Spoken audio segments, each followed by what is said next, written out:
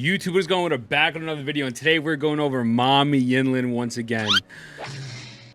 Toss me around like that, please. So, one thing that I want to bring up, I want to clear some confusion. I feel as if a lot of people in the community are saying that Yinlin is really good for Calcharo, which she is, there's without a doubt. But Yinlin is overall good for any DPS in this game. Yinlin is the best sub DPS in the game.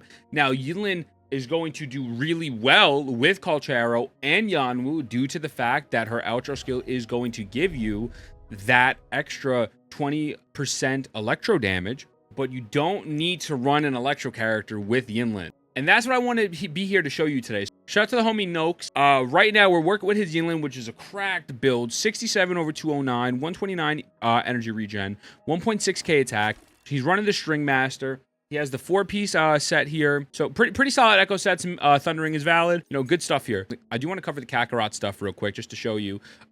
There was a way you played this team in the beta, but now, unfortunately, they did nerf that team style, and so it is still valid. Don't let people say Calcharo and Yinlin together are bad, because they're not. It's still good. It's just, unfortunately, not doing the same damage. You don't do the same rotations. Let me explain. So, for example, the rotation was you do your first E, something along the lines of this. You do your first E, you swap out to Calcharo, you do that, you cancel this, you swap back to Yinlin, you would do your second E if it was available, then you would do your resonance, your Forte circuit, you swap back to Calcharo, and then, you know, you would pretty much just swap back and forth. So you're getting as many buffs as possible with little on-field time for each character. It doesn't work anymore. The second you do an E with Yinlin, and then swap back, it immediately goes on cooldown. So while this doesn't work, and you have to do a rotation similar to this, where you do your 2 E's first, right? You can do your ult, you get your full Forte circuit up, right? So we got to get this going. Mark the enemies, do your 2 E's, there you go. Swap this, and then you go to Calcharo, and then you're able to get the coordinated attacks with Calcharo on top of her. Now, obviously, I wasn't able to mark all of them right now, but you get the point. You do this, and pretty much go from here. Activate its Resonance Separation if you had it, and that was pretty much would be the rotation. Again, it doesn't work the way it does in the beta anymore, but it is still a solid team. It's still not bad, and it's still a very good comp. So don't let these people tell you that it's not viable anymore. Don't use it. Wah, wah, wah, wah, wah. Still good. I promise you it works. It works. So what I'm going to do real quick is I'm actually going to be running a Yinlin, Verena, Jiyan team. Verena is actually on Moonlit in this account. I don't know why, but that's what the homie's rocking. Sidebar, you can't go wrong with an electro damage. A lot of people are going to tell you to default to a Moonlit set due to the fact that, like, you want to buff the main person's DPS on field. But her own personal damage is very high, and electro scalings are very, very high. So, especially if you're running with Calcharo, I would 100% recommend to go with the electro set. However, if you are running a DPS whose damage numbers are just 100% through the roof, and Yinlin doesn't compare no matter what, then yes, I would run Moonlit. But if, let's say, for example, your main DPS damage is similar to Yinlin's, and you put her on Moonlit, you're pretty much losing 20% buffs there to buff the other one for 18%. It's kind of like almost the same with Moonlit, you know what I'm saying? So it's nothing too crazy. I did try the level 100 boss. Unfortunately, that was not the wave. It just was not working. Oh, shield's not down? Fuck. Damn, bro. That's crazy. So we didn't get the clear here. So we didn't get the clear. Little Sag, but not bad. But it's okay. It's all right. Let's go. Yeah. So Yinlin, off rip, doing amazing damage already. Like, goddamn. No complaints here in the damage department, like in the slightest. This homie's gonna die, and then a new set of enemies are gonna come in already, so I don't really want to waste the mark. Oh, Jesus, I didn't mean to do that. Well, there we go, okay. Now there's new people. So we're gonna mark them. We're gonna do that, and get our Forte circuit up a little bit more. Yeah. And then we're gonna swap. Oh, the homie with that mark is dead already. Damn, bro, I'm killing them before I could even mark all of them. Okay. There we go. Swap to Jiyan. Is it over already? Is that it? Okay. These homies don't have a mark. This is a one downside to if you're using her in the Tower of the Abyss. I wouldn't say downside. You just have to be smart. You have to have a strategy going in where it's like, okay, I know I'm going to use my mark on these specific enemies. If you don't, that's going to happen where a new whole group of enemies are going to spawn in, and you're kind of just sitting there like, wait a second, what am I doing here? I'm not getting any extra coordinated attacks. And obviously this one is giving more arrow damage as well. So, double mark. We have a big boy here, so we're going to want to make sure we mark him, and I think we're not going to have a problem with actually running out here because this is going to be more of a chunky, you know, big chungus over here. So, get that extra electro damage. Ah! Run this. Go here. Bam. Coordinated strikes on the big homie, which is who we're really looking to take down as soon as possible. And it's still doing damage, bro. Like, it's still doing good damage, and we're still going on. It's actually it outlasted Jiyan's burst. It's actually now going, I think it went just up until Verena. If it didn't count on Verena, it was about to count right there. Bam. Now you're gonna hit that burst. I think this is the way to go. I personally believe the Electro set is going to be the best when people do the calculations. Again, unless they release some crazy strong DPS who's just massively better than Yinlin, I don't think it's worth not running Electro. I think everyone should get hit with coordinates now. Do we have everyone marked? No, okay. I thought we had everyone marked. Apparently we didn't. Unfortunate. A little bit of vanilla on my part right there, but, you know, fuck we ball. Oh, this homie's dead. Also, we got to keep in mind that this is including the -4 vigor. So now I am going to show you with the Havoc Rover as well, because it is valid with the Havoc Rover. This one has a 37/178 split.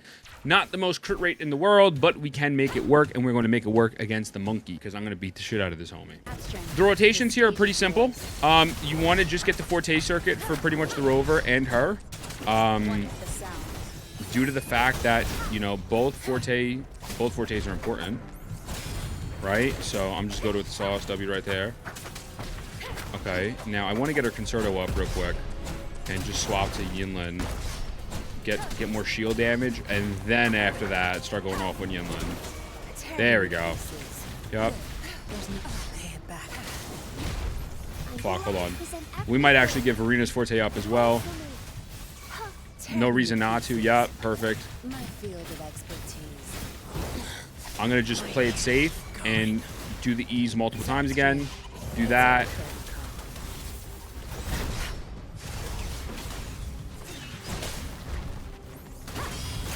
Oh my god, I'm goated. I did not think that would hit. Okay. Now we attack him down. You get the Havoc damage on top of the coordinated strikes. And it's really not bad damage. Like, it's pretty fucking valid, son. Again, you don't need... I hate that this echo... I hate that this boss fight does that, though. But you don't need Calcharo. Like, you can put up damage numbers without Calcharo. I do believe that Yinlin is future-proofing probably newer characters as opposed to Calcharo. I think we're definitely going to be getting much better Electro DPSs, and that's probably why I genuinely think they kind of nerfed their rotation a little bit.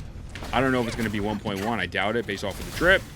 But I do think it's coming soon. And so with that, I think Yinlin is also going to be a very good pull just because when you get a really good big DPS like that, that's the wave.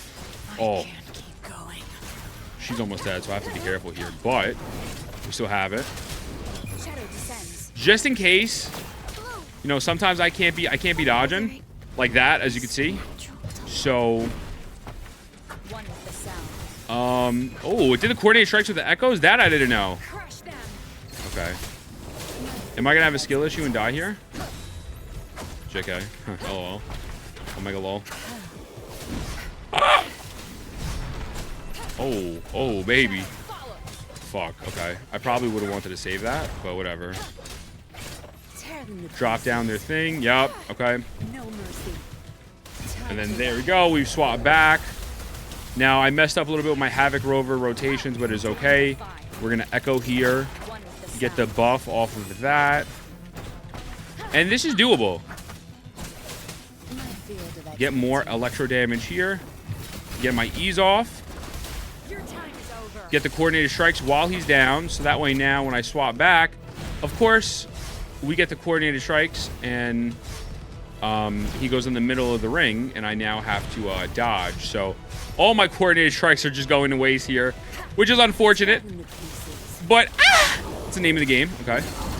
Oh, okay. If I can get my Calcharo energy up, we saw back to Havoc Rover. We have it. Oh, we have it ×2. Okay. I want to do that just so that way I don't die. And bam. And bam, bro. Bam, baby. Light work. Light work. Come on. Dab me up. Dab me up. Motherfuckers can't touch me. Go to Deco. All right. Normally that doesn't happen. That's new to me. That's new to me. But you get the point. You can run Jiyan. You can run Havoc Rover. You could run Danjin. Danjin's not really built, and I'm not going to mess with my homie's gear, but you could run Danjin. You know, if you did have Calcharo, if you had Encore, you can run any DPS with Yinlin, because at the end of the day, she works with everyone, not just electro characters. Again, that buff will come in with Calcharo, and obviously when there's more electro characters. And it does suck that that whole, you know, the cancel swapping thing is not really around anymore with Calcharo. But she's still a good unit, bro. She's still, I think, the best sub DPS in the game. If you can manage your marks, and make sure that you're going to be hitting them every single time, you won. That is 18 coordinated attacks if you are not interrupted. And even if you are interrupted, 18 coordinated attacks is a lot. That is a lot. And when you run that electro set, it's going to scale you and give even more electro damage with those coordinated attacks. So that's why I'm running electro. But I could see why you would run Moonlit. With Moonlit, you'll get less electro damage, which your main DPS will do even more. So I don't know the full numbers. From my testing, it seemed like electro was honestly the best when I was doing it with Danjin. But also, my numbers could be skewed because I had electro damage bonuses, etc. But as you can see, she works with a bunch of people. Don't let people limit your playtime with Yinlin to just Kakarot, please. She works with any DPS, and she could even hypothetically be a DPS on her own. It is 100% possible. You have to really build it and kit it. And obviously, if you're running her as a main DPS, then you want to have her on electro set. But it is doable. I love you. Mwah, have fun. I'll see you in the next one.